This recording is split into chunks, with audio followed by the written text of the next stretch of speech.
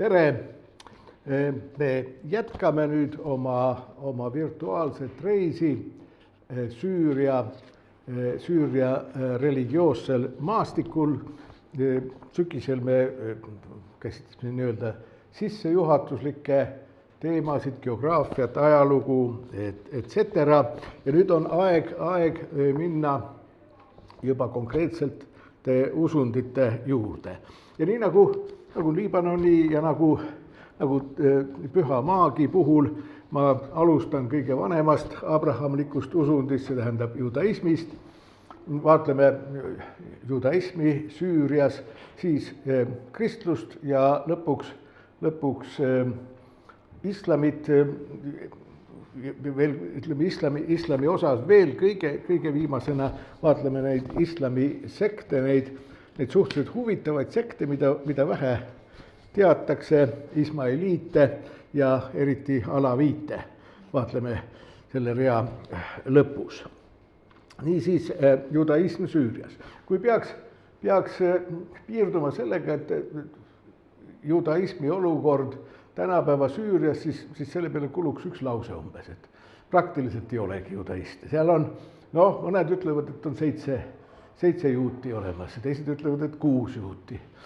Kolmandad ütlevad, et tegelikult on natukene rohkem, aga need mõned ennast varjavad, aga see on ka ikkagi mitte suurem kui kahekohaline arv ja mitte kõige suurem kahekohaline arv neid juute. Neid on erakordselt vähe ja need, kes seal on,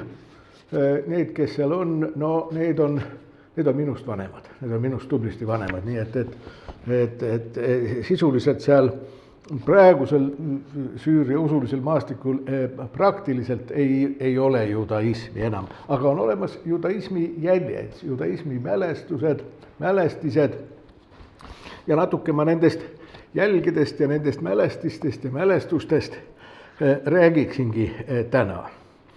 1947-48 sellel ajal väidetavalt oli Süürias umbes 30 000 judaisti. Ja nende niisugused põhilised keskused, nad olid eelkõige linnainimesed, nad ei olnud külaelanikud, ei olnud põlluharijad, vaid nad olid linnade inimesed ja me võime rääkida seal kolmest olulisest juudi kogukonnast. Damaskuses, Aleppos ja Kamishlis. Kamishlist ma olen, kui me tegime niisuguses lühikeses geograafilise sissejuhatuse, siis sellest Kamishli linnast oli juttu ja täna mingisugusel hilisemal hetkel me jõuame veel selle juurde uuesti, siis ma natukene tuletan meelde, kus kohas ta on ja miks teda üldse tuleb mainida judaismiga seoses. Et kuigi juudid on praktiliselt läinud Süüriast või välja aetud või põgenenud, siis need jäljed on ikkagi, et Süüria juutide jäljed on vägagi nähtavad. Nad on nähtavad nii Süürias niisugused religioosse geograafiliste mälestiste kaudu, aga need Süüria juutide jäljed, need on nähtavad tegelikult ka üle maailma, sellepärast et Süüria juutidel, eriti just Aleppo juutidel, on selline identiteeditunne hästi tugev. Neil on hästi tugev, nad siiamaani, isegi kui nad on, mõned neist on 100 aastat tagasi võib-olla, mõned perekonnad lahkunud, siis nad ikkagi peavad ennast Süüria juutideks, eriti, nagu ma ütlesin, eriti Aleppo juutidel neil on olemas omad üle maailma, seal, kus on nende suurimad kogukonnad, Aleppo juutide kogukonnad, neil on olemas oma spetsiifilised sünagoogid, kui nad ei taha teistes isegi korralik Aleppo juut, kui ta on 3., 4. põlve New Yorgi elanik, siis ta ikkagi ei lähe Damaskuse juutide sünagoogi, see on tema jaoks võõras, sest need sünagoogi liturgia meloodiad ja kogu see liturgia, see on vähemalt Aleppo juutide meelest niivõrd teistsugune, niivõrd isemoodi, et nad ei harju tavaliselt teistega ära. Aleppo juute on ka niisugune maailma tasemel, nad on üsna, vähemalt osa neist on üsna märgatavad. Aleppo juutide puhul, kui tahta rääkida nende rollist maailmas, siis tõenäoliselt esimene, mida tuleks nimetada, on Safra perekond. Kas see nimi ütleb midagi? Safra perekond nad on elukutselt pankurid. Nad on tegelikult olnud maailma juhtivad pankurid. Osa neist, ma ei oska öelda, kas kõik, aga osa neist elab Brasiilias ja väidetakse, et nii mõnedki selle perekonna liikmed on tegelikult maailma tipp-pankurid, ühed jõukamad pankurid. Nad ka toetavad Aleppo juutide tegevust ja nad on üldse nii mõnedki neist on silmapaistvad filantroobid. Aga aleppolased ei olnud mitte ainult väga andekad rahalugejad ja kogujad oma pankades, vaid seal on ka teisi väljapaistvaid või võiks isegi öelda, et seal on vähemalt üks erakordne Aleppo juut, keda otseselt ei teata, aga kelle mõju on üsna suur. Ma ei tea, kas selline nimi tõenäoliselt ei ütle mitte midagi. Dennis William Sciama. Ta oli Briti füüsik. Ta oli Briti füüsik ja niisugustes, ütleme, lühemates füüsika ajaloo ülevaadetes teda ei nimetata, aga kui natuke sügavale minna, siis Inglismaal on olnud viimase 60-50 aasta jooksul, võiks rääkida niisugune omaette hiilgav, särav, ülemaailmse tähtsusega astrofüüsikute ja kosmoloogide koolkond. Kõige tuntum nimi, kuigi minu hinnangul mitte kõige mõjukam neist, aga vähemalt populaarses maailmas on kõige tuntum nimi on Stephen Hawkins. Aga seal on temaga võrdseid ja tegelikult temast mõjukamaid ja võimekamaid teisigi füüsikateoreetikuid, kosmolooge olnud. Ja just nimelt see Aleppo juut oli praktiliselt kõikide nende juhendaja, õpetaja, doktorfaater. See tähendab, et tema, me võime öelda, et tema lõi selle väga laia koolkonna, ise ta on suhteliselt jäänud varju, aga nad on kõik tema õpilased. Nii nagu füüsika ajaloos on teisigi niisuguseid tegelasi olnud. Ma toon siin ühe näite, oli eelmise sajandi algupoole oli Budapestis ühes gümnaasiumis üks füüsika, ma ei mäleta, kas ta oli füüsika või matemaatika õpetaja. Ja tal oli, ütleme, kui natukene liialdada, kunstipäraselt liialdada, siis võiks öelda, et tema õpilastest oli Nobeli preemia saajaid nagu kirjusid koeri. Tal oli, tegelikult tema õpilased tegid nii aatompommi kui ka termotuumapommi USA-s. Need olid suures osas Budapesti juudid, kes olid kõik ühe õpetaja juures õppinud ja pärast Hitleri võimule tulekul nad emigreerusid USA-sse, nad olid nii-öelda võtmeisikud tuumarelvastuse väljaarendamisel. Jällegi ühe õpetaja õpilased, nii on vast teisigi olnud, aga nii, et ütleme, suur osa 20. sajandi teise poole kosmoloogiast ja astrofüüsikast on tänu võlgu ühele Aleppo juudile. Jah, võiks öelda, et kui Damaskuse puhul võib vaielda, kas seal on 6 või 7 juuti, siis Aleppo puhul vaidlusi ei teki, seal ei ole ühtegi juuti enam. Viimane juudi perekond evakueeriti sealt ära 2016, siis kui ISIS hakkas sellele lähenema ja nii et neil ei olnud mingisugust midagi head loota ISISe käest. Praegu tänapäeval üldse rehkendatakse, et maailmas on umbes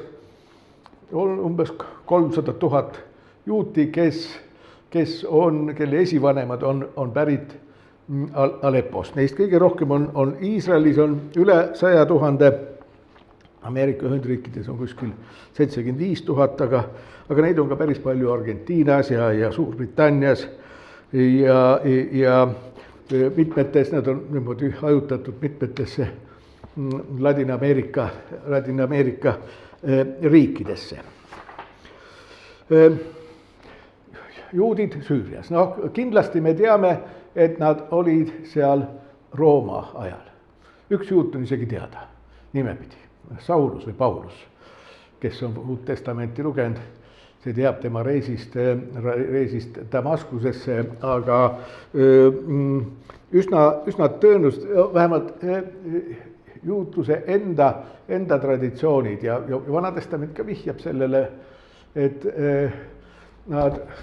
nad olid seal, juudi kogukond oli Süüria aladel juba kuskil kuningas Taaveti ajal, sest Süüria alad olid ju vana Iisraeli naaberalad, nii et üsna tõenäoline see oli ja kui see vastab tõele, siis võiks öelda, et eks juudi kogukond oli enne araablaste saabumist, oli seal elanud juba 1600 aastat umbes.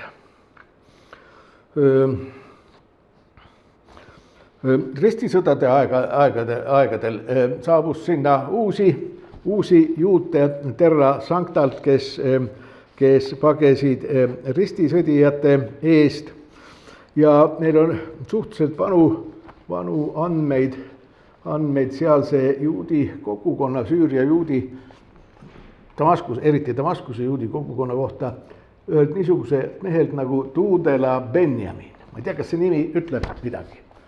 See oli Tudela Benjamin. Tudela on üks linnakene Hispaanias, Navarrast. Ta oli Hispaania juut, kes reisis hästi palju. Ja mitte ainult seda, oli teisigi juute, kes rändasid, ega ta siis ainus ei olnud. Aga ta on kirjutanud oma reisiraamatu. Temalt on säilinud reisiraamat. Loomulikult heebrea keeles, aga see on, ma arvan, et seda juba renessansi ajal hiljemalt tõlgiti Euroopa keeltesse. See on niisugune väga levinud raamat. Kuidas on, kas see valgus segab? Ei sega. Nii, Tudela Benjamini nime maksab teada, sest tema selles reisiraamatus, ta eelkõige loomulikult ta külastas juudi kogukondi ja seal on väga palju informatsiooni tema ajastu juutide kohta ja siin on ka tema reisikaart, ta alustas siit Hispaaniast, Navarrast ja see siin ümber Araabia poolsaare on katkendlik joon, see on oletuslik, see ei ole kindel, kas ta reisis, siin ta oli olemas Basras, tänapäeva Iraagi territooriumil, Basrast on teada, et oli, aga kas ta läks siit ümber Araabia poolsaare Egiptusesse või kuidagi otse, selle kohta ei ole infot, aga kui te vaatate, siis see on üsna niisugune esinduslik reis ja ta annab oma külastatud linnades andmeid sealsete juudi kogukondade kohta. Ja tema andmeid peetakse üldiselt usaldusväärseteks ja nii. Igatahes Tudela Benjamin teab rääkida üsna palju Damaskuse juudi kogukonna kohta. Seal on tuhandeid juute, rabiinlikke juute, aga seal on ka olemas väiksem karaiitide kogukond, kuskil sadakond karaiiti. Need karaiidid, nad kadusid lõpuks ära. oletatavasti, nii palju kui mina tean, kuskil 19. sajandi alguseks olid nad kadunud. Nüüd edasi, kui veel jätkata seda lühikest ülevaadet, siis 1260 vallutasid mongolid Aleppo linna. Tapsid üsna palju inimesi, aga ei tapnud juute. Juudid, kes olid läinud varju sünagoogi, need jäeti ellu. Meil on kunagi varem olnud juttu sellest, kuidas mongolid 1258 vallutasid Bagdadi. Ja Bagdadis kristlased, kes olid kirikusse läinud varju, need jäeti alles. Seda on põhjendatud sellega, et mongoli väejuhid, nii mõnedki mongoli väejuhid olid kristlased, eelkõige nestoriaanlikud kristlased, aga võimalik, et neil oli ka mingi printsiip, et kes on sakraalsesse hoonesse varju läinud, neid ei tapeta, sest minu teada nende väejuhtide hulgas juute ei olnud. See, et ma ei tea seda, muidugi ei tähenda, et ei oleks olnud, aga võimalik, et oleks rohkem sellest kuulda olnud, kui oleks teada olnud, et seal mõni juut oli kindraliks. Kui nüüd hiljem, 1401, tuli järgmine suur vallutaja, Timur, kes oli ise moslem, siis tema ja tema sõdurid ei teinud vahet, kes on kristlane, kes on juut, kes on moslem. Kui nad linnu vallutasid, siis nad tapsid kõik ära. Või vähemalt need, keda nad valisid välja endale mõned orjad, osa orjadeks, aga need, kes ei sobinud orjadeks, need tapeti kõik ära ja sama juhtus ka Aleppos. Aleppo ja üldse tolleaegsed Süüria juudid mongoli vallutuste aegadel ja Tuudela Benjamini reiside aegadel ja Timuri vallutuse aegadel, need olid kõik nõnda nimetatud Mizrah või Mizrah juudid. Mizrah juudid, meil on natuke kunagi nendest ka vahepeal juttu olnud. Mizrah juudid olid juudid, on juudid, sest osa neist on säilitanud oma identiteedi. Juudid, kes olid pärit või asusid islamimaadel. Me teame, et on olemas Ashkenazi juudid, eelkõige Euroopa idaosa juudid, aga ka Kesk-Euroopa juudid. Ja on olemas sefaradi juudid, kelle esivanemad, vähemalt kauged esivanemad kuni 15. sajandi lõpuni olid Pürenee poolsaarel ja moodustasid Pürenee poolsaarel eraldi niisuguse väga märkimisväärse juudi kultuuri. Aga lisaks neile on Mizrah juudid olemas, kes on idajuudid, neid võiks ka idajuutideks pidada, need on need, kes on nii kaugele kui mälu ulatab, olnud alati kas Lähis-Idas, Aasias, Põhja-Aafrikas, 7. sajandist peale islami territooriumidel ja kes enamuses kunagi, mitte tänapäeval, kui nad on Iisraelis, on loomulikult nende Iisraeli ajaloo jooksul, riigi ajaloo jooksul on nende emakeeleks saanud uus heebrea keel, aga suure osa Mizrah juutide emakeeleks oli araabia keel, seetõttu neid nimetatakse ka musta arabi juutideks. Aga seal on niisugune asi, et mitte kõik Mizrah juudid ei ole musta arabi juudid. Küll on aga kõik musta arabi juudid, Mizrah juudid. See tähendab seda, et islamimaid on ju ka Aasia riike on ka selliseid, kus ei ole araabia keel. Näiteks Pärsia juudid on Mizrah juudid, nad on nad on elanud pikka aega Pärsia territooriumil, nende emakeel on pärsia keele baasil kujunenud, aga nende emakeel ei ole kunagi araabia keel olnud, aga nad on. Samuti Kaukaasia mõnedel alade juudid on Mizrah juudid, aga ei ole araabia keelsed.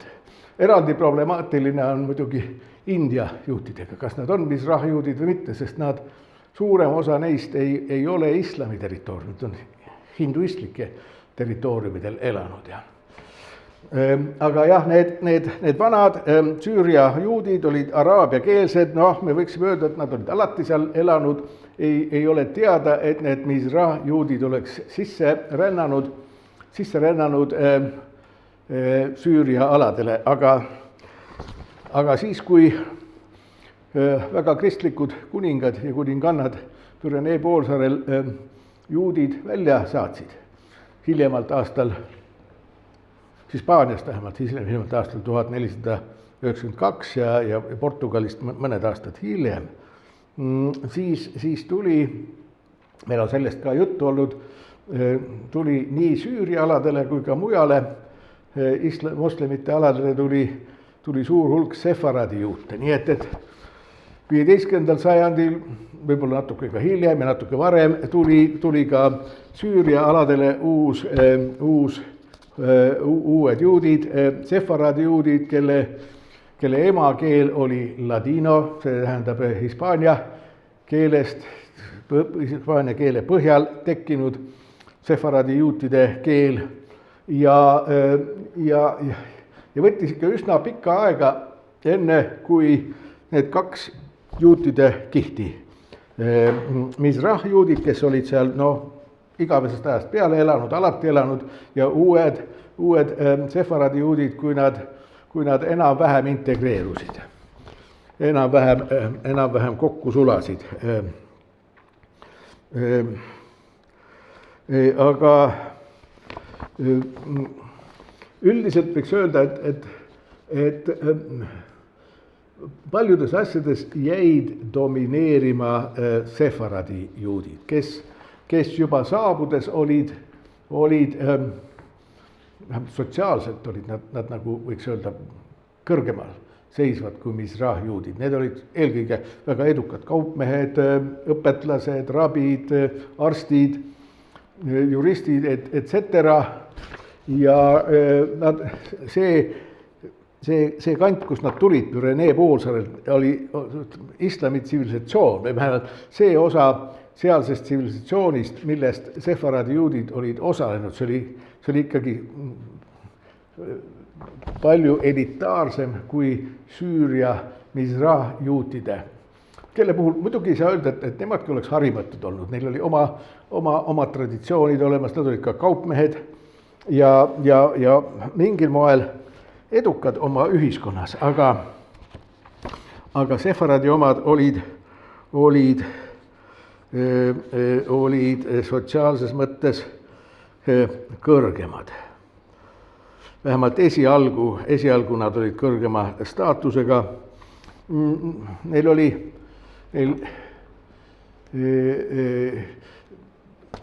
Süürias oli olemas ka ülemrabi ja üsna tihti oli ta sefaradi päritoluga, kuigi väidetavalt on ajaloos olnud ka ülemrabisid, kes on Mizrah juutluse päritoluga. Ja sefaradi juudid nende osakaal muutus eriti märgatavaks just nimelt Aleppos, mitte niivõrd palju Damaskuses. Üldse tolleaegne, ka tänapäeva, Damaskus ja Süüria ja Aleppo on üsna erinevad linnad.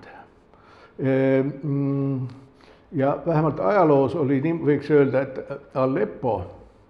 Aleppo nägu oli pööratud eelkõige Bagdadi poole. Sellepärast, et Aleppo oli tähtis kaubapunkt siiditeel, mis läks läänest itta ja need Aleppo edukad juudid olid väga palju seotud just selle Lääne-Ida kaubandusega. Aleppo meil on varem juttu olnud, oli eelkõige kaubalinn ja need olid väga edukad, neil olid tihedad sidemed Bagdadiga, Bagdadi juutidega. Bagdadi juudid on hoopis eraldi maailm ja kui me ükskord Iraaki peaksime jõudma, siis vaatleme neid ka lähemalt, aga Damaskus iseenesest, Damaskuse linn ei olnud niivõrd kaubanduslinn, kaupmeeste linn. Või õigemini ta oli ka kaupmeeste linn, aga laiemas mõttes, mitte ainult judaistide mõttes, vaid laiemas mõttes tema kaubandus oli suunatud eelkõige lõuna poole. Võiks öelda, et Damaskus vaatas näoga lõuna poole. Aleppo ida poole Bagdadisse, Damaskus vaatas lõuna poole. Damaskuse moslemid vaatasid sümboolselt Mekka poole, sest Damaskuse majandus, Damaskuse tähtsus islamimaailmas seisnes väga suuresti sellest, et kui Ramadani ajal läksid palverändurid Mekkasse, siis Damaskus oli see kogunemiskoht, kust idast, läänest ja põhjast tulnud palverändurid, ja neid oli kümneid tuhandeid, kui mitte sadu tuhandeid, kogunesid kokku ja siis nad läksid ühe niisuguse palverändurite voorina, läksid Damaskusest edasi Mekkasse. Osmanite ajal, see on siis 16. sajandist alates, oli Damaskuse kuberneril lausa kohustus see suur palverändajate vool kohale viia, kaitsta seda, varustada ja nii edasi ja nii edasi. Ja see oli hiiglaslik üritus ja see kogunemine, see ei olnud niimoodi, et tuleme kõik kokku Damaskusesse, siis homme läheme teeme. Ei, see kogunemine võis kesta mõnikord mitu kuud. Kui moslemid tulid ja Damaskuse majandus elas sellest üldse. Neil olid eraldi palverändurite tänavad ja piirkonnad, kus nad elasid ja see oli see oluline majandusharu, palverändurite teenindamine. Aleppo oluline majanduselu oli kaubandus ida-lääne vahel. Ja Damaskuse juutide nagu loomulikult ei olnud Mekka poole suunatud, aga see oli Jeruusalemma poole suunatud. Jeruusalemmal ja Damaskusel olid väga tihedad sidemed. Keskajal, aga jälle, kui me mõtleme Pauluse peale, siis need sidemed Jeruusalemma ja Damaskuse vahel olid juba varasest Rooma ajast vähemalt olemas ja tõenäoliselt varasemastki ajast. Nad ei ole ju teineteisest nii teab, mis kaugel iseenesest.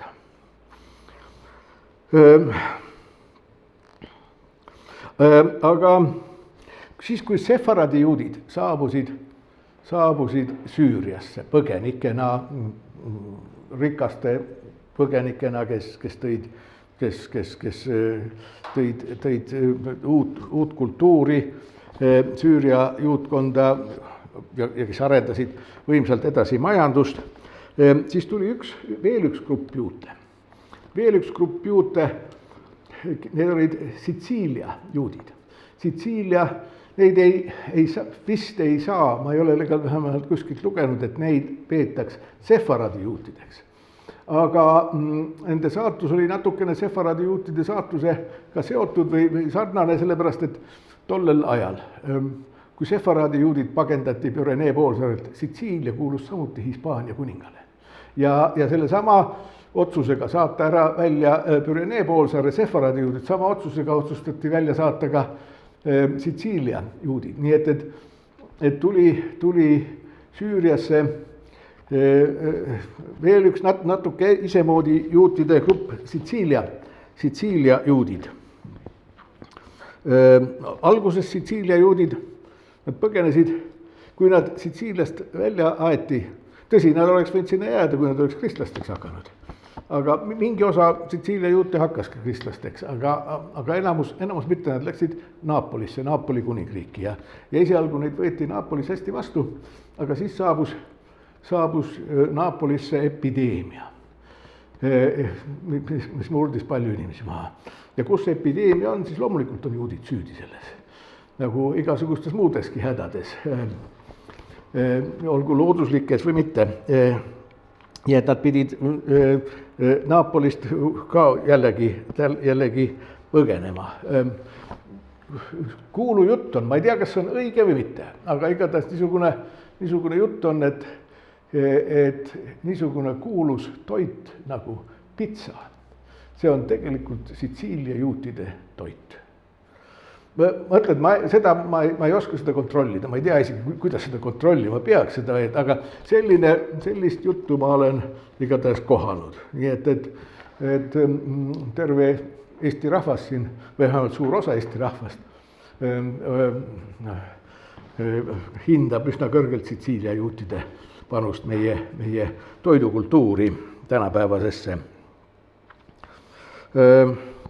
Nendel Sitsiilia juutidel, nendel olid ka oma sünagoogid, vähemalt on teada, et osmanite ajal oli Sitsiilia juutidel Damaskuses oma sünagoog. Aga need Sitsiilia juudid ei olnud viimased juudid, kes saabusid Süüriasse, tuli veel neid juute ja kusagil 17., 18., 19. sajandil, vähemalt 19. sajandi esimesel poolel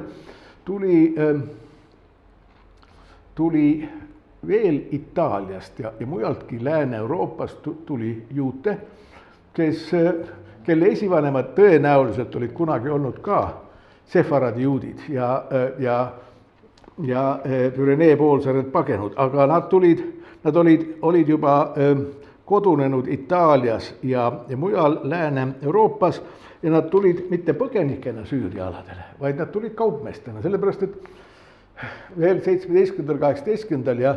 ja pool 19. sajandit oli ikkagi Süüria oli väga oluline ida-lääne kaubanduse niisugune vahejaam, kus see kaubandust tuli seesama siiditee. Ja need juudid, kes olid juudi kaupmehed, tulid Damaskusesse, aga eelkõige muidugi Alepposse, mis on ikkagi ju parem koht asjade ajamiseks. Ja nemad tol ajal oli juba kodakondsusreaalsus. Nad tulid Süüriasse säilitades oma Itaalia, Prantsuse, mis tahes kodakondsuse. Ja seetõttu meil on siin juttu olnud nendest privileegidest, mida Prantsuse, hiljem ka Austria kaupmehed, kristlastest kaupmehed, mis privileegid neil Osmani impeeriumis olid, nii ka need Itaaliast, Prantsusmaalt tulnud juudi kaupmehed säilitades oma kodakondsuse, kuigi nad ei olnud katoliiklased, aga neil olid samad privileegid tegelikult. Need Osmani riigi seadused, mis puudutasid himmiseisust, himmidest ma kohe räägin ka mõne aja pärast, himmiseisuses juute, need ei kehtinud nende ja neid nimetati seniores francos, frangi isandad, nad olid juudid neil, aga see nimetus, mida Süürias kasutati, oli frangi isandad, sest kui sefaradi juudid tulid, siis nad olid üks aste kõrgemalt sotsiaalses mõttes. Kui tulid nüüd need seniores francos, siis nemad olid veel üks aste sotsiaalselt kõrgemad, sest nad olid Euroopa impeeriumide, kuningriikide kodanikud ja mitte vaesed seal juures. Nii et jah, see huvi, see kaupmeeste huvi Süüria kui olulise kaubatee kohta, eriti Aleppo kohta, see huvi kestis kuni aastani 1869. Siis see asi katkes. Miks 1869 hakkas huvi langema. Mis siis oli? Noh, esimene mõte, kes tuleb Eesti esimene üldlaulupidu, eks ole. Aga ei, see esimene Eesti üldlaulupidu ei mõjutanud. See oli Suessi kanal. Suessi kanali avamine ja suurem osa sellest lääne-ida kaubandusest ei läinud enam läbi Aleppo kaamelikaravanidega, vaid hakkas käima Punasest merest Vahemerre ja Aleppo hakkas kaotama oma majanduslikku tähtsust. Ja kui üks linn kaotab majanduslikku tähtsust, siis ka inimesed hakkavad mujale minema. Üsna märkimisväärne osa Aleppo juurtegi liikus tegelikult Egiptusesse, Kairosse ja Aleksandriasse. Niimoodi. Läheme nüüd natukene Damaskuse kanti. Meil hiljem oleme ka Aleppo juutide juurde tuleme veel tagasi, aga Damaskusesse. Damaskuses oli, nii nagu paljudes teisteski idamaa linnades oli oma juudi kvartal olemas, siin on mõned pildid mul sellest Damaskuse juudi kvartalist.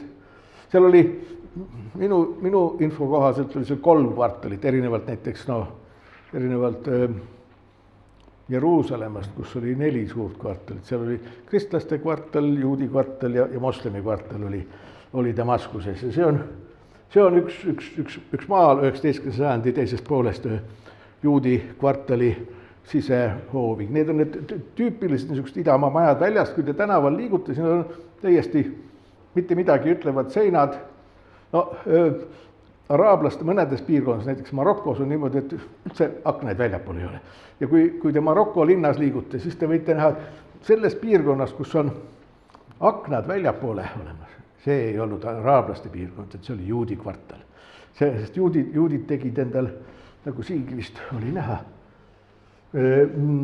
väljapoole niisuguse, ilmselt oli neil uudishimu nii suur, mis maailmas toimub. Võib-olla, ei tea, igatahes neil ja sisehoovid on orientaalsetes eramajades ikka erakordselt uhked. Siin niisuguses kohas on kindlasti purskkaevud olemas ja apelsinipuud ja nii edasi ja nii edasi. Niimoodi. Niisiis Damaskuse juudi kvartal. Aga Damaskuse väga suur osa teatud ajal. Mitte alati, aga enne aastat 1840 elas väga suur ja mõjukas osa Damaskuse juutidest tegelikult väljaspool Damaskust. Paar kilomeetrit tolleaegsest Damaskusest väljas, linnamüürist väljas oli üks küla, mille nimi, teda hääldatakse mitmel moel, aga kõige levinum hääldus on Jobari küla. Tänapäeval on ta Damaskuse linna sees juba ja seal, nagu teada, ei ela enam ühtegi juuti, aga kuni aastani 1840 oli ta jõukate juutide küla. Miks aastani 1840? Mis asi juhtus aastal 1840?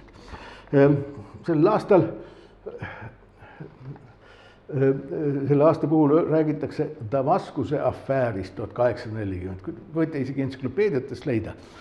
Eraldi artikkel pealkirjal Damaskuse afäär 1840. Mis siis juhtus 1840? 1840 juhtus niisugune asi, et üks Itaalia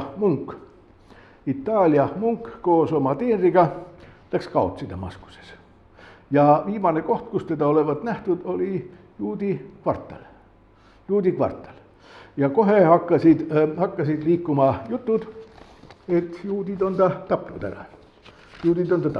Ja need jutud ei levinud eelkõige mitte moslemite hulgas, vaid kristlaste hulgas. Ja see jutt on lihtsalt selle tuntud niisuguse müüdi taaskehastus rituaalmõrvadest. Hakkasid jutud käima, et juudi kvartalis munk läks kaotsi, järelikult juudid tapsid ta. Ja miks juudid tapsid ta? Sellepärast, et tema verd saada. Ja miks ta tahtsid tema verd saada? Sellepärast, et juudid kasutavad religioosseteks rituaalideks kristlaste verd. See on niisugune üsna levinud arusaam ja eriti pööbli hulgas levinud arusaam. Ja loomulikult pööbel teab ju palju paremini juudi teoloogiat kui juudi rabid. Tõsi, nad ei ole juudi piiblist Tanakist lugenud seda, et verega toitu ei tohi üldse süüa, mis on vagale juudile keelatud. Seda nad ei tea, aga nad raudkid ja veelgi rohkem sellest asjast, selle asja taga, vähemalt väidetavalt, see põhiline rääk oli Prantsuse suursaadik. See oli tubli kristlasest Prantsuse suursaadik, kes hakkas kohalikelt võimudelt nõudma, et tuleb politsei juurdlust alustada. Tollel ajal, 1840, see oli keerulised poliitilised sündmused, aga mõnda aega oli Süüria ala, vähemalt Damaskus, oli egiptlaste käes, mitte osmanite käes, kuigi jah, see asi oli nii keeruline, et egiptlased, kelle käest olid vähemalt teoreetiliselt, juriidiliselt olid osmani alamad, aga tegelikult de facto nende võim oli väga iseseisev. Ja see oli, ja need Egiptuse võimud alustasidki juurdlust ja kuidas tol ajal juurdlust alustati, loomulikult vahistati kõige mõjukamad juudid, rabid, kogukonna juhid ja nad anti professionaalsete ülekuulajate kätte. Ja professionaalsed ülekuulajad, ma kardan, et peaaegu kõikides riikides, saavad ülekuulamisel need tulemused, mida nad tahavad. Mõnikord võtab see natuke rohkem aega, mõnikord vähem aega, aga kõik need juudid tunnistasid üles, et mõned surid ära ülekuulamise ajal lihtsalt ja ma ei hakka siin kirjeldama, kuidas nad ära surid. Aga nad kõik tunnistasid, et jah, nad tegid seda, aga see oli aeg, kui informatsioon juba kippus levima. Telegraafi veel tol ajal minu teada ei olnud, aga Euroopas oli toimunud niisugune nähtus juudkonnas nagu Haskala nähtus. Kunagi on meil ka sellest vähemalt mööda minnes juudi Haskalast juttu olnud, see on juudi valgustus Euroopas. 19. sajandil osa, ma ei oska jälle öelda, missugune, kui suur osa, aga märkimisväärne osa juute Euroopast tuli getodest välja. Integreerusid Euroopa kultuuri, Euroopa maailma. Ütleme, üks tüüp näiteks on Heinrich Heine, eks ole, kes oli juudi päritoluga, aga üle saksamaaliselt tähtis luuletaja. Aga see Haskala, see juudi valgustus, see toimus Prantsusmaal, Inglismaal, Saksamaal, mingil moel ka ja Austria-Ungaris. Mitte kõik juudis ei puutunud, aga üsna märkimisväärset osa. Ja selleks ajaks, 1840, kui see juudi afäär toimus Damaskuses, siis mitmedki juudid olid Euroopa riikides tõusnud märkimisväärsetele kohtadele. Märkimisväärsed ühiskonnad tegelased. Ma siin paari nimetan. Üks on Prantsuse, ma ei tea, kui tuntud ta tänapäeval on, aga see oli üks Prantsuse jurist, ta oli Adolphe Crémieux. Adolphe Crémieux, ta oli Prantsusmaal 19. sajandil, ta oli ka vahepeal justiitsminister, mis varem ei olnud see juhtunud, et juudid oleks olnud seal ministrid, aga siis juba olid. Ja teine, kes oli ka sellega oluliselt, selle protsessiga oluliselt seotud, oli Briti väga tuntud Briti tegelane 19. sajandil, Sir Moses Haym Montefiore, kes oli ka finantstegelane, aga ta oli ka väga oluline ühiskonnategelane Suurbritannias, nii et ta sai sööri tiitli, aga neid oli teisi. See Montefioride perekond on üldse üks väga suur Briti juudi perekond, väga mõjukad olnud, neid on tänapäevane see välja. Minu teada ühe Montefiori, vähemalt üks, aga võib-olla ka rohkem raamatuid on eesti keeldegi tõlgitud. Enamus neist on judaistid, aga osa Montefiori on ka kristlased olnud, nii et vähemalt üks anglikaani piiskop on olnud kunagi Montefioride perekonnast. Vähemalt need kaks ja paljud teisedki Euroopa väljapaistvad tegelased astusid Damaskuse juutide kaitseks välja väga, väga jõuliselt. Ja tulemuseks oli see, et esialgu need egiptlased lasid kõik need juudid, kes veel elus olid, need lasti vabaks.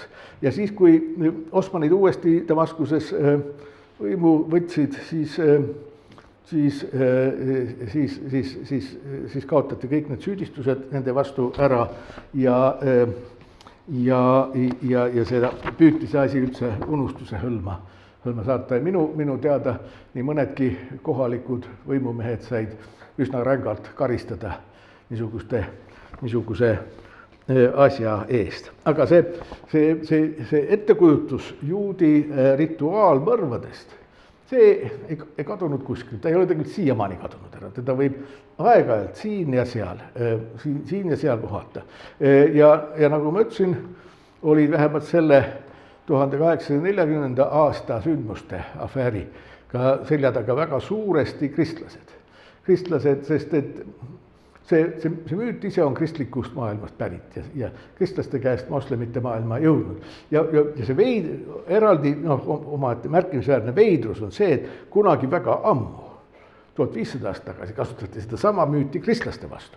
Et kristlased tapavad korralikke Rooma kodanikke, et saada nende verd ja kasutada nende verd kristlaste niisugustes salapärastes rituaalides. Nii et see osadele inimestele lihtsalt see meeldib, see millegipärast niisugune arusaam. Niisiis, ja kui see 1840. aasta afäär aset leidis, siis sellega ei kaasnud mitte ainult juudi juhtkonna tümitamine, kiusamine, piinamine, vaid see põhjustas ka omaette pogrommid, nagu need juudivastased pogrommid on ikka ja jälle aset leidnud. Nii, aga ma hakkasin rääkima sellest 1840. aasta afäärist sellega seoses, et pärast seda see Jobari küla jäi täiesti juutidest tühjaks, mitte korraga, aga samm-sammult lihtsalt oli pärast seda ränka pogrommi oli tunduvalt turvalisem elada Damaskuse juudi kvartalis koos teiste juutidega. Seetõttu see Jobari küla jäi juutidest tühjaks, juudi elanikest tühjaks. Aga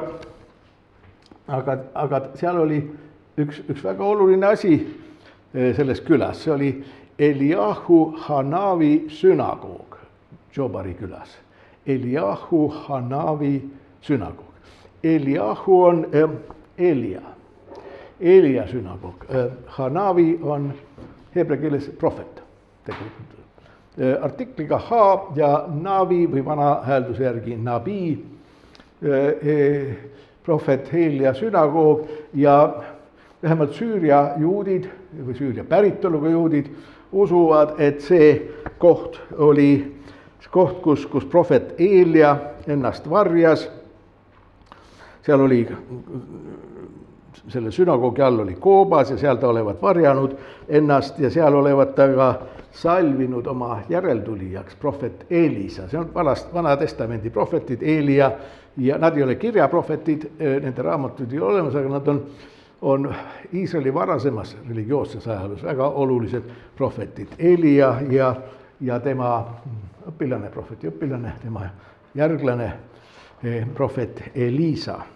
Elisa, seal koopas, selle sünagoogi all olevas koopas olevat prohvet Eelia salvinud prohvet Elisa prohvetiks, kes veel ei olnud. Salvimine oli üks neid oli see oluline protseduur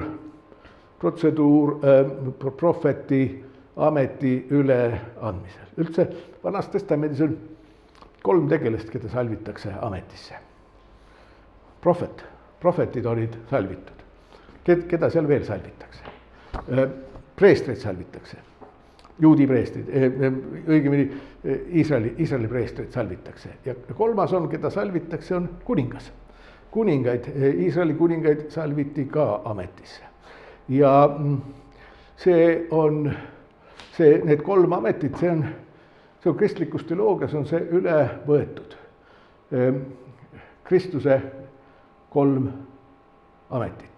Kui te klassikalist kristlikku teoloogiat, mõnda käsiraamatut vaatate, seal räägitakse Kristuse 3 ametist, prohveti amet, kuninga amet ja preestri amet, sest Kristus on ju tegelikult Messias salvitud ja ta on salvitud kõigisse nendesse 3 ametisse. Aga see oli niisugune kõrvalpõige. See Eliahu Hanavi sünagoog, tõsi, see ei ole ainus koht, kus teatakse rääkida, et Elia elas ja ta salvis Elisa prohvetiks, sellepärast et Karmeli mäe kohta teatakse ka seda rääkida, nii et ilmselt prohvet Elia oli, vähemalt arvestades neid erinevaid traditsioone, ta oli mitmes kohas elas ja mitmes kohas salvis prohvet Elisa ametisse. Niimoodi, ja tänapäeval on see sünagoog, mul on siin mõned pildid, see on sünagoog nii, nagu ta vanasti oli. Nagu ta vanasti oli, aja jooksul juudid kadusid ära sealt külast, siis nad kadusid ära ka Damaskusest ja need on need vanad pildid ja see on nii, nagu see sünagoog tänapäeval välja näeb. Ta sai Süüria kodusõjas väga raskesti kannatada. Aga nüüd veel tagasi sinna päris Damaskuse kvartalisse. Seal on, selles kvartalis on üks sünagoog, mis on kasutamiskõlblik. See on El-Franži sünagoog Damaskuse juudi kvartalis. Sellest on mul ka pilt siin olemas, ta on umbes enam-vähem sellises seisus peaks praegu olema ja kui seda nime vaadata, siis ta nimetus on frankide sünagoog, tähendab kunagi ta on olnud Euroopast tulnud juutide, tänapäeval on ta mõlema juudi sünagoog, kes selle on.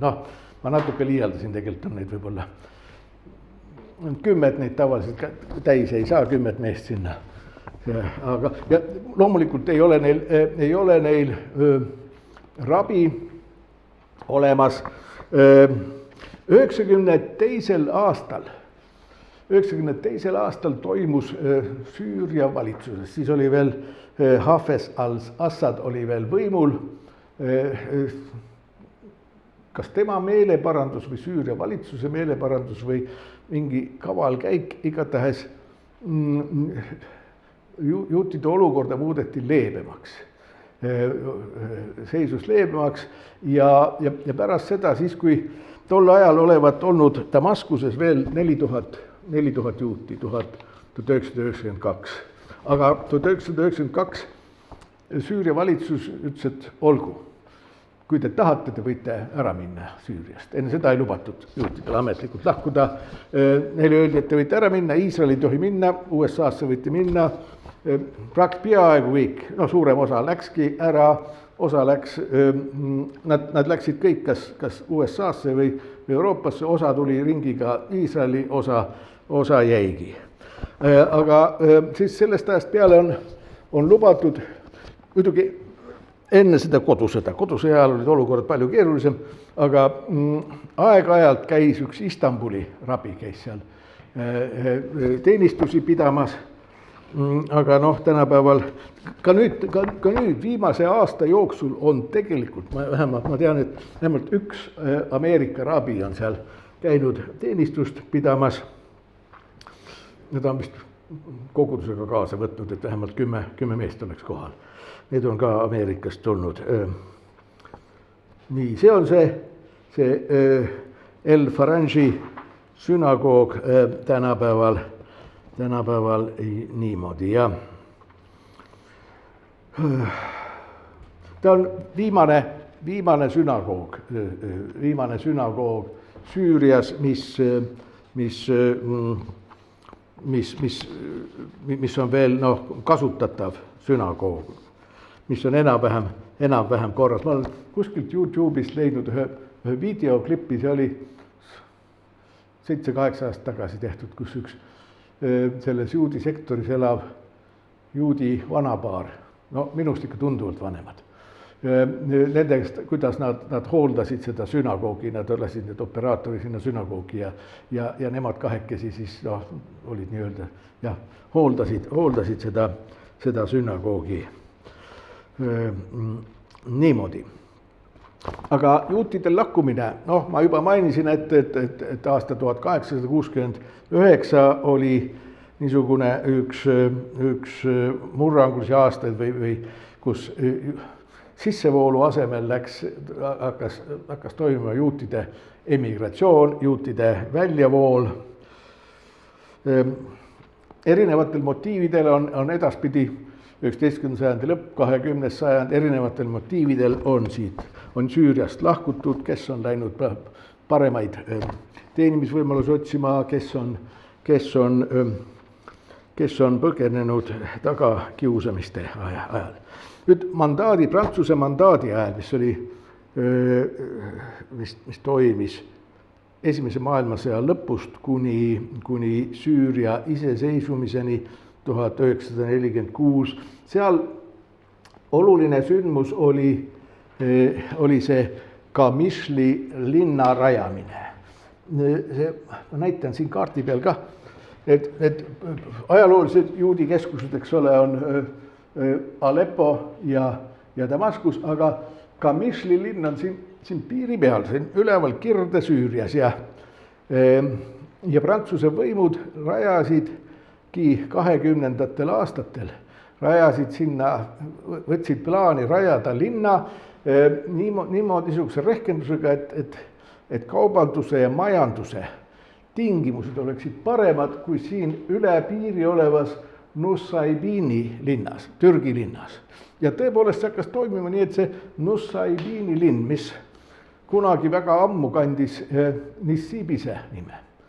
Üks oli kunagi kristlaste üks suuri ülikoole, Nissibise ülikool. See toimiski nii edukalt, et praktiliselt kõik juudid sellest ümbruskonnast ja kõik kristlased sellest ümbruskonnast läksid ja Süüria aladele, nii et see Qamishli linn kujunes niisuguseks kristlaste, juutide ja kurdide jaoks on ta ka väga oluline, sest Süüria Kurdistan on seal, on selles, see piirkond asub, see linn asub Süüria Kurdistani piirkonnas. Aga aja jooksul 1967 näiteks, siis kui oli Iisraeli edukas 6-päevane sõda, siis just nimelt Qamishli linnas läks lahti juudi vastane pogrom, üsna verine pogrom ja see praktiliselt juudid aja jooksul lahkusid sealt. Nii et see on veel see sünagoog, ta ei ole ära lagunenud, teda ei ole ära reostatud. Nii palju, kui ma lugenud olen, üks kurdi vanamees lihtsalt hoiab seda. Omast tahtest, vabast tahtest hoolitseb selle ees. Ja üks artikkel, mis ma leidsin seal, see oli tõsi mõned aastad tagasi juba, seal oli isegi foto olemast. Üks väga vana juudi proua veel elas seal Qamishli linnas, aga tema juudi ajalugu on lõppenud ja ka kristlaste osakaal on seal tublisti vähenenud. Iseseisvas Süürias, noh, juutide olukord oli üsna halb, me kohe mõne hetke pärast, võib-olla veel täna jõuame natuke Alepposse jõuda, seal tuleb ta konkreetselt esile, aga 1947. aastast peale on juutide olukord olnud Süüria vabariigis erakordselt vilets. See on seotud, isegi jah, kohe Aleppo puhul me seda veel näeme täpsemalt, see on seotud, aga mitte väga otseselt, vaid kuidagi kaudselt isemoodi Iisraeli riigi tekkega on juute hakatud väga rängalt taga kiusama. Noh, neil keelati näiteks Süürias vabariigis keelati juutidel oma vara müüa. Nende pangaarved külmutati. Neil keelati üldse Süüriast lahkuda ja siis, kui asjad veelgi hullemaks läksid, kui keerati veel kruvisid rohkem kinni, siis see tähendas ka seda, et juudid ei tohi lahkuda oma kodukohast rohkem kui 5 kilomeetri kaugusele. Neil telefonid võeti ära ja autojuhiload võeti ära. Ja juudid olid Süüria Araabia vabariigis ainsad inimesed, kelle passi oli sisse kirjutatud nende usutunnistus. Teistel ei olnud, kristlastel ei olnud, druusidel ei olnud, moslemitel muidugi ei olnud, alaviitidel ei olnud. Ja see kuskil umbes 46-47 aastast peale hakkas see nagu samm-sammult hullemaks minema. Tõsi, seal oli vahepeal niisuguse natukene hingetõmbe aegu, kus see on igasuguste diktatuuride puhul, see oli ka vanas Nõukogude Liidus oli niimoodi, et oli niisuguse aegu, kus oli natukene leebem see olukord ja siis tulid uuesti hullemad ajad ja siis tulid jälle leebemad ajad ja nii, see sõltus niisuguste türannia riikidest, see sõltub juhtide tahtest. Seal ei ole mitte seaduse järgi, et kõiki juute tuleb kiusata, vaid neid kiusatakse siis, kui tuleb riigijuhil tuleb see mõte pähe, kui tal tuleb isu seda teha või kohalikud valitsejad või see toimib, nagu me tänapäeval maailmas näeme, see võib ka demokraatlikes riikides niimoodi toimida. Aga ja nii, et neil oli keelatud lahkuda üldse ja loomulikult nad lahkusid. Loomulikult aegamööda neid kogu aeg vähenes, nad läksid, sellepärast et piiri absoluutselt sulgeda, isegi Nõukogude Liidus ei suudetud seda absoluutses mõttes sulgeda. Ikka on kuskil augud ja teine asi, niisugustes riikides on väga suur korruptsioon. See tähendab seda, et kui teil raha on, siis te võite ametniku ära osta ja ikka saate välismaale. See sõltub, hinnad võivad kõikuda. Nii et ikkagi juute läks aegamööda lahkus neist. Mõnikord läänes olnud Ameerika juudid ostsid vabaks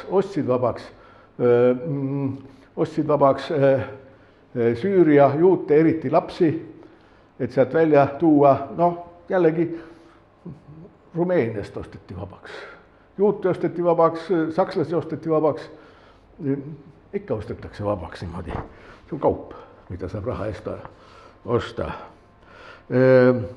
Ja nagu ma ütlesin, 1992 toimus mingisugune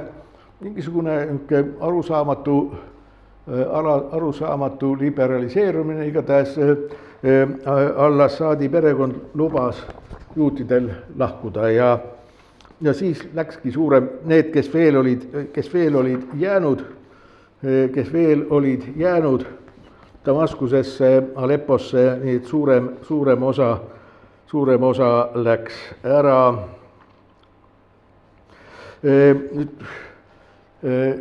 21. sajandil, veel enne kodusõja algust tegelikult see 92. aasta muutus läks nagu edasi, nii et 21. sajandil on enne kodusõda valitsus võttis tegelikult need alles jäänud juudid kaitse alla Palestiina põgenike eest, sest Palestiina põgenikud on arvanud, et just need juudid on süüdi olnud nende kõikides hädades ja niimoodi. Aga nagu ma siin ütlesin ka, veel viimased paar Aleppo juuti evakueeriti ära kodusõja ajal 2015, 2016, nii et seal ei ole enam ühtegi. Damaskusesse on jäänud tõenäoliselt 2 käe näppudel saab neid üle lugeda ja Kamšli on maksimaalselt 1 juut, kui ta veel elab. Süüria juutide sünagooge on mitmel pool maailmas, eriti Aleppo juutide omi. See on kõige kuulsam Adesi sünagoog Jeruusalemma sünagoog, mis järgib täpselt seda vana Aleppo sünagoogi liturgiat ja neid meloodiaid. Nii, see oleks niisugune ülevaade olnud, lühikene kokkuvõtlik ülevaade juutidest, aga ma tahaks nüüd natuke lõpetuseks rääkida veel loo Aleppo kroonist. Aleppo kroonist, seda lugu ma tervenesti täna ei jõua siin ära rääkida, aga sissejuhatuse.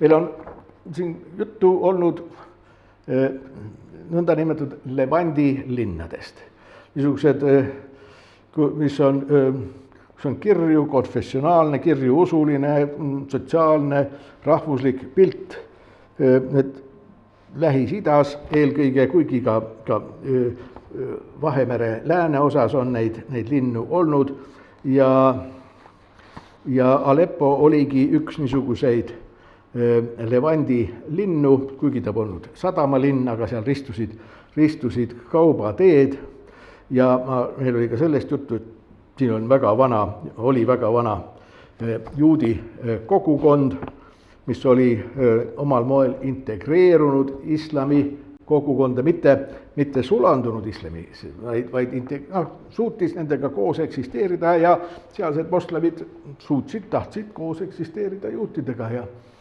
ja meil oli ka sellest juttu, et seal oli vähemalt 3 erinevat kihti juute, need vanad Mitzrah juudid, siis hiljem tulnud Sefaraadi juudid ja lõpuks need hiljem tulnud frangi isandad, kes moodustasid niisuguse vähemalt 3 kihti ja väidetavalt need Aleppo juudid, kus tahes nad elaksid Argentiinas või New Yorgis või Iisraelis, et nad suudavad siiamaani perekonnanimede järgi ära öelda, kuhu keegi kuulus, et need perekonnanimed kajastasid nende päritolu. Aga Aleppo kui Levandi linn lõpetas oma levantliku eksistentsi, et teda enam ei saa pärast seda hetke Levandi linnaks selles kultuurilises mõttes pidada. 1947. aasta 30. novembril, veel täpsemalt varahommikul. Tõenäoliselt, kui otsida neid memuaare ja lugeda, siis võiks isegi võib-olla minutilise täpsusega öelda, et vot sellel kellaajal 4:32 lõpetas ta oma Levandi eksistentsi ära. Miks just 30. novembril 1947? Selle põhjuseks on ÜRO resolutsioon number 181, mis vastu võeti 29. novembril 1947. See on ÜRO resolutsioon Terra Sancta jagamisest, miseks kaheks erinevaks riigiks, Iisraeliks ja Palestiinaks. Nii kui see uudis jõudis ilmselt paari tunni jooksul Alepposse, nii sai alguse väga jõuline pogrom, juudi vastane pogrom. hävitati juudi kauplusi, juudi vara, juudi hooldekodusid, juudi koole, sünagooge, et cetera. Kas seal inimesi vigastada sai terve hulk inimesi, kas seal surma sai, ametlikud andmed selle kohta ei tea, ei ole. Osa jutte räägib, et sai teatud hulk juute surma, osa ütleb, et tegelikult ei saanud, nad jõudsid ära põgeneda, uksed kinni panna pool tundi varem, enne kui see pogromm lahti läks, nad sulgesid, nad said peitu minna.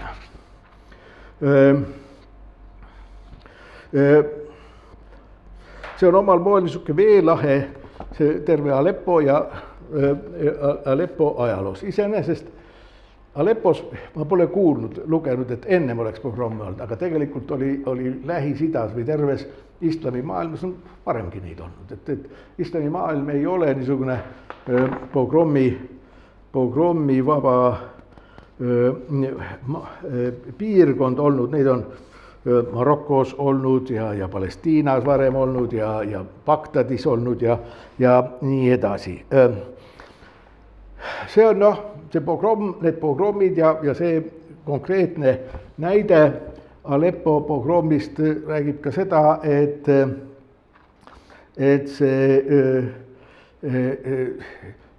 juudi vastane moslemite terrorism, selle põhjus ei ole läänekalda okupeerimine, sest see läänekalda okupeerimisel oli veel paarkümmend aastat aega. Ja see ei olnud ka nakba, see tähendab araablaste pagemine juudi aladelt, sellepärast midagi ei olnud toimunud. 47 polnud mitte midagi. 47 novembris polnud mitte midagi. See juudi riik Iisrael kuulutati välja mais 1948. Enne seda läks terrorismiks lahti juba. Ja isegi Iisraeli riik ei olnud rajatud, see tähendab, see terrorism ei olnud ka riigi vastu, sest seda riiki ei olnud olemaski veel. See oli lihtsalt maailma juhtide mõte kuskil kaugel, teisel pool Atlandi ookeanit võiks nagu teha niisuguse riigi ja kohe läks terrorismiks lahti. See tähendab seda, et selle terrorismi viimsed juured või antisemitismi viimsed juured ei ole nendes sündmustes, mida ma siin nimetasin. Mu enda oletus on, võib-olla ma eksin, aga mu enda oletus on see, et juudid olid 1400 aastat olid Thimmi seisuses. Sellest on meil varemgi juttu olnud, nii juudid kui ja kristlased olid islami ja mõnes ranges islamiühiskonnas on olnud siiamaani Thimmi seisuses. See tähendab, et nad ei ole täisväärtuslikud kodanikud ja kuna nad ei ole täisväärtuslikud kodanikud, siis 1400 aastat järjest ei olnud moslemite meelest nad ka täisväärtuslikud inimesed.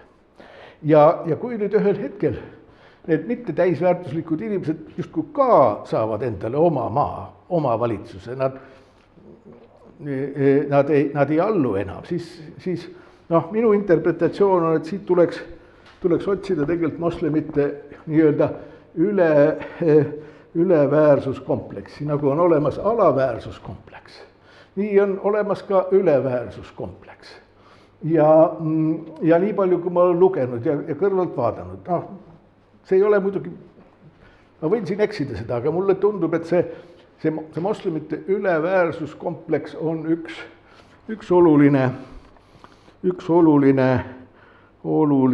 tegur selle Lähis-Ida antisemismi välja kujunemisel. Nii, aga nüüd me jõudsime selle 30. novembri hommiku pogrommi juurde ja järgmine kord räägiksime siis konkreetselt, mis siis sellel hommikul juhtus ja mis on edasi sellest asjast saanud. Nii et kohtumiseni järgmine kord.